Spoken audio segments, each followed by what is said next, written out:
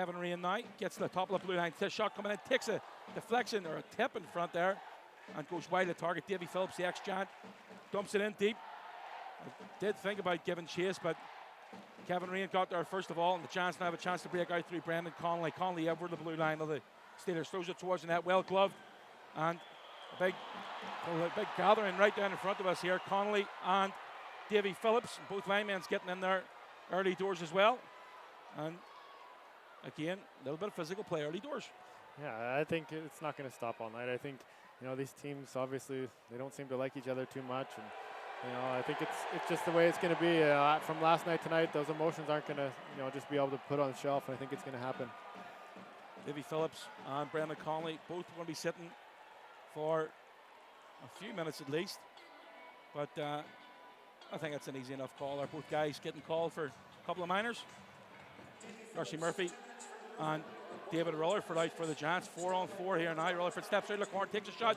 Rebound effort. Rutherford with another opportunity. Gloved over and covered up by Mustakovs. A little bit of shoving there again. Yampton and Rutherford now. Two guys about the same height. Well, in fairness, Rutherford wearing his heels would be about the same height. I think that was good work by those guys, working down low, trying to get the puck to the net, being strong, winning those pucks. And I think we're going to see a lot of those pushes and shoving after the whistle. Brendan Connolly spins away from Freder, gets over the red line on the blue line, looking to try and make a move. Shot coming in there, second effort coming through. Well kept in at the blue line by Van der Meer, looking for a tip in front. An opportunity there for the Giants, but doesn't get it the whole way back. Martinelli, shot coming in, good save by Mustakovs. But again, the Belfast Giants putting the pressure on early doors. Into the corner, just a little bit ahead of Riley there. This is good play by the Giants in front. There's going to be a penalty in the play. Whistle making his way to the bench. And just been kept in at the blue line by Ryan Martinelli. Into the inside, shot coming through. Opportunity in the back door again. Great pad save by Irvins Mustakovs. The Giants have got the extra player in. Again, a trip there right in front. There's going to be another penalty on the play. And that's it. That's just, you know what? That's got to be more than a major. That's got to be more than a minor. And it brings a scrum in. The face-off's more likely going to go outside, but that was Yampton and David Rutherford. That's just one of those plays you don't like to see. A guy's on his back and you're got your stick across his face and you're punching him while he's down. I can see when a guy, I have respect for a guy when he does it when you're standing up, but when a guy's on his back like that, you don't need that. So there's going to be, it looks like there's going to be two penalties here. Yampton certainly going to the penalty box, and I'm not too sure who the first one was against, but we'll soon find that out very shortly. I think that first penalty is attributed to the two-ref system. Looks like he's throwing Yampton out of the game.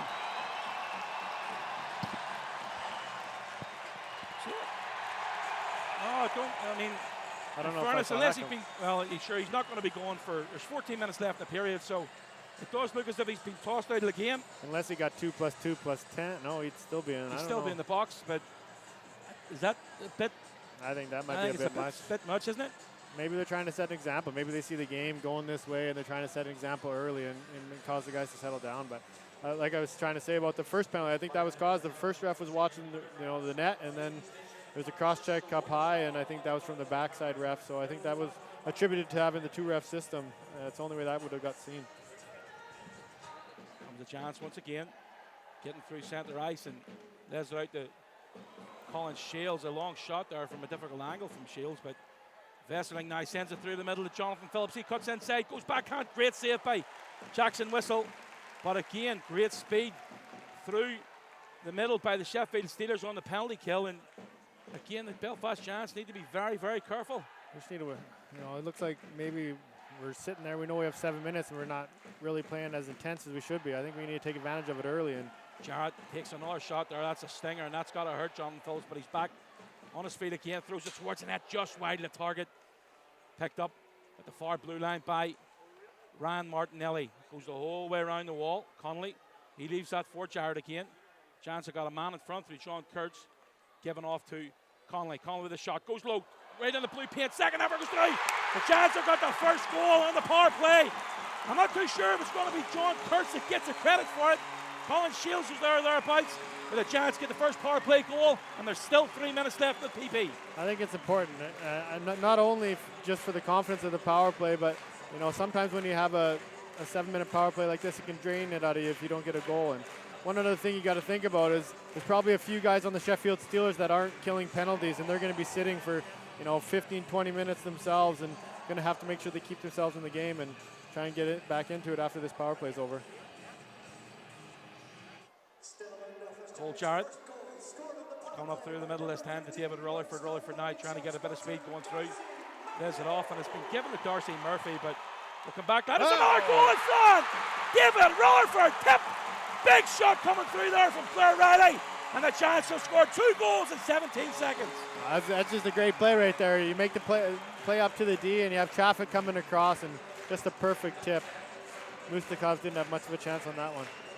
Blair Riley, big shot in front, tipped there by David Rutherford, getting traffic to the front of Mervin's Mustakovs. It's very, very important. Well, the Giants have got 2 men right in front of the goal now. Fairland's just made his way away from it. Colin Shields looking to wind up. Fakes a shot, gets it back to the point. Shot coming in, tip in front by John Kurtz, but wide of the target. Tried to keep it at the blue line by Shieldsy, and it makes its way back out to the neutral zone. That goal by Colin Shields is his 599th point for a Stena Line Belfast Giant. It's a phenomenal record. He leads the team and the club in so many statistics. Shot coming through there from Vandermeer. Doesn't get on target though. Shields goes behind the net. Puck picked up in the opposite corner by Connolly. Vandermeer. Shields with a shot. Good save by Mustakovs.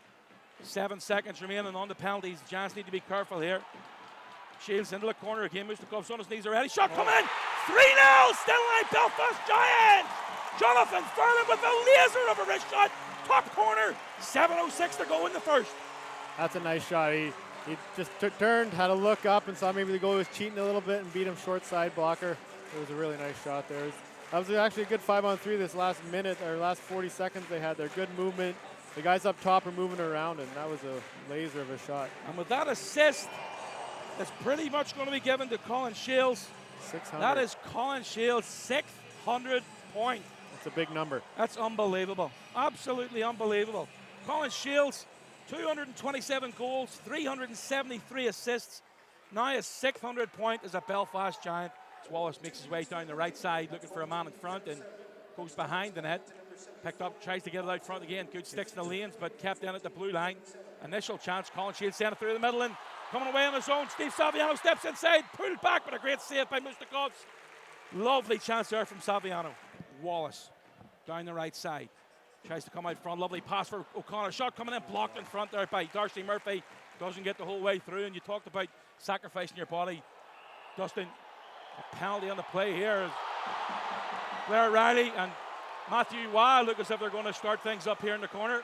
Waugh won't want to go with Blair Riley, believe you me. Not a chance.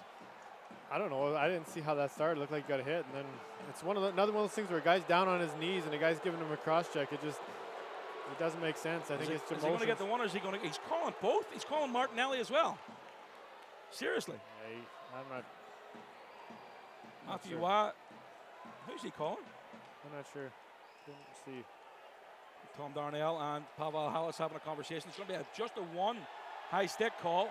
A smack of the glass from Matthew Waugh doesn't bring another penalty. I'm not seeing that called as well this season. Cole Jarrett got one a couple weeks ago in 5, even though there was no glass. Vandermeer again, looking to jump up into the play. Gets to the red line. It's been cleared the length of the ice, and coming out of his own net this time is Jackson Whistle. Whistle just couldn't get a hold of it there. Brilliant play by Jonathan Phillips. It's going to be a tripping call. But Jackson Whistle was hesitant coming out of his net. Sort of went, stopped, then went again. And that's an easy tripping call. Yeah, it's one of those ones you have to take. The guy's got an empty cage, and do whatever you can to get him to stop. Yeah, easy tripping call there. There's going to be O'Connor coming out of the penalty box, back to 4-on-4 for 34 seconds. And then the Giants are going to power play again. Riley gets into the corner. O'Connor joins the play. Blair Riley spins away, gets it out front. 4-0 Giants! Great goal, Blair Riley, all created by the captain. And David Rutherford, back door, slots it home. That's just a nice play. That's just great vision. He used his body to shield the guy off his puck and turned around and saw his man back door standing wide open and placed it right on his stick. That's a great play by Blair Riley. Attracted the 3 Steeler players to him. There's one just coming out of your vision there. and slashing it home at the back door. David Rutherford for his second goal of the night. No, he just found a quiet area there. He saw that, Riles had a couple guys focused on him, and he just stood back there and just waited, and Riles had good vision to find him.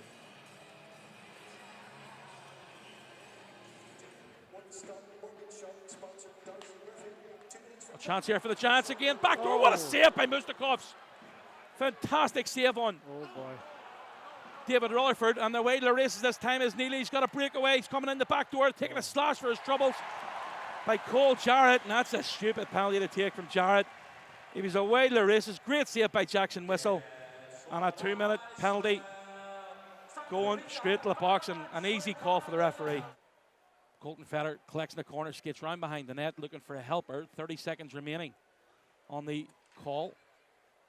And again, the Steelers being kept the outside here so far. This is a good kill so far by the Giants. Marquardt stops in, backhand top with a lot of shot, and what a goal by Ben O'Connor. He stepped in from the blue line, but coming out of the penalty box this time will be Cole Jarrett and Darcy Murphy and Mark Matheson, but the Steelers get their first of the night. Yeah, they did a good play. They won a battle along the wall, and with good patience. I'm not sure who made that pass, but good patience, get his head up and throw a nice sauce pass over there. Marquardt, lovely saucer. And a great shot. Yeah, Ben O'Connor, you give him all day long, and Jackson Whistle just couldn't get from side to side, and that gives the Sheffield Steelers their first goal of the night, their 5th Elite League goal of the season for Ben O'Connor. And the Steelers have a glimmer of hope. Belfast Giants now have a chance to break forward. Lovely move inside, outside. Brendan Connolly with a shot. Mustakovs with a save. Brendan O'Connor. Oh, lovely goal! Colin Shields again. His second goal of the night. It was a mistake from Ben O'Connor. He just couldn't get enough hand on it to move it out of the way. And an empty netter for Colin Shields. 5-1. Stanley Belfast Giants. It was a nice play by Savvy coming across the blue line and then just got the puck on the net. There must have been a little miscommunication between the goaltender and the D-man there, and he just pretty much gave Shieldsy a one-timer pass from his hand there. Well, that's going to do us here, folks, in the SSA Arena tonight. A fantastic response from the Stanley Belfast Giants after losing that game last night 3-2. To take tonight 5-1 against the Sheffield Steelers. Awesome.